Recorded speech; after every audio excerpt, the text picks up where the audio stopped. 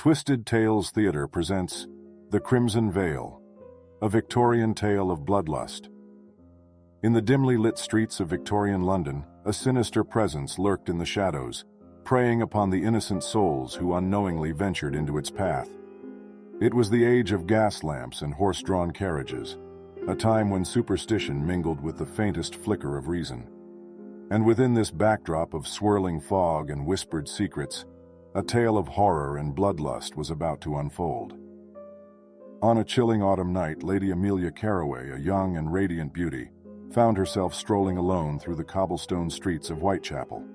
Her delicate footsteps echoed in the empty alleyways, and she clutched her shawl tightly against the biting cold.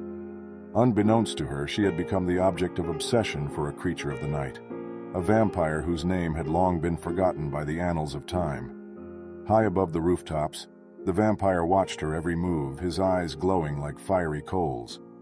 With predatory grace, he descended upon her, his cape billowing behind him.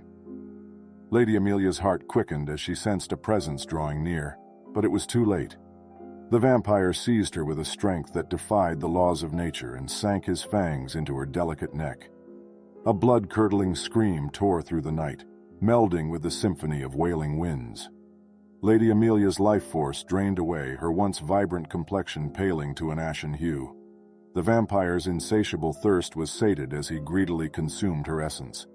Her lifeblood oozed from the wounds, staining the pristine white collar of her gown in a grotesque tableau of crimson. The vampire, his lips smeared with Lady Amelia's blood, his eyes alight with ravenous hunger, retreated into the veil of darkness, leaving behind a trail of terror in his wake. The echoes of her screams lingered in the silent streets, haunting the minds of those who dared to imagine the horrors that had befallen her. News of the grisly murder spread like wildfire through the city, striking fear into the hearts of London's citizens. The authorities, skeptical and rational, dismissed such notions as mere folklore, blaming the deaths on a ruthless serial killer. But there were those who knew better, who recognized the unmistakable signs of the undead among them. Such individual was Professor Nathaniel Blackthorne, an enigmatic scholar of the occult. With a keen mind and a thirst for knowledge, he delved into the forbidden realms of ancient texts, searching for answers that would unmask the vampire's true nature. Armed with crucifixes, vials of holy water, and wooden stakes, he embarked on a perilous journey to put an end to the reign of terror.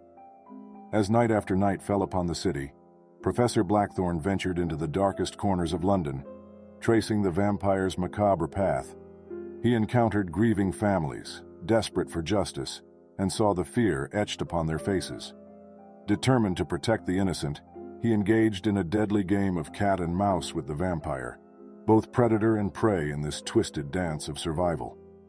The vampire, emboldened by his insatiable thirst, became more audacious. His victims multiplied, each death more horrific than the last.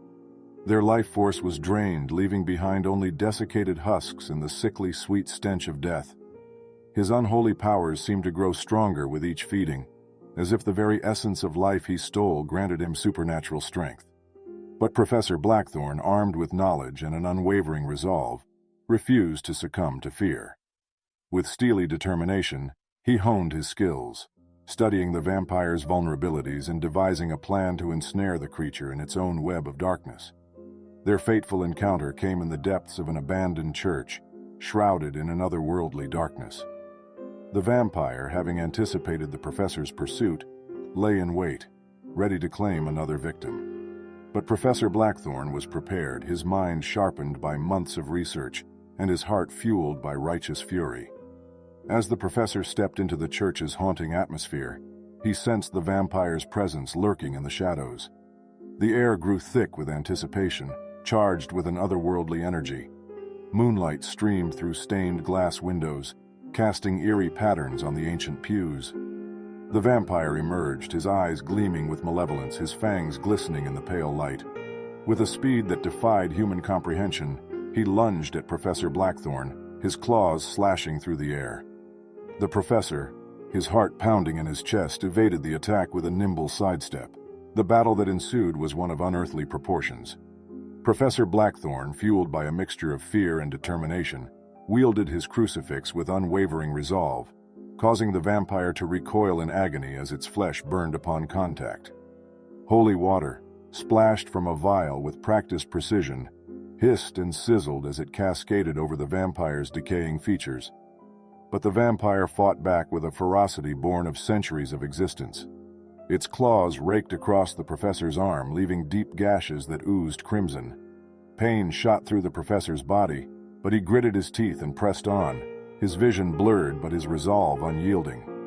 With a surge of adrenaline, Professor Blackthorne mustered all his strength and drove the wooden stake toward the vampire's heart.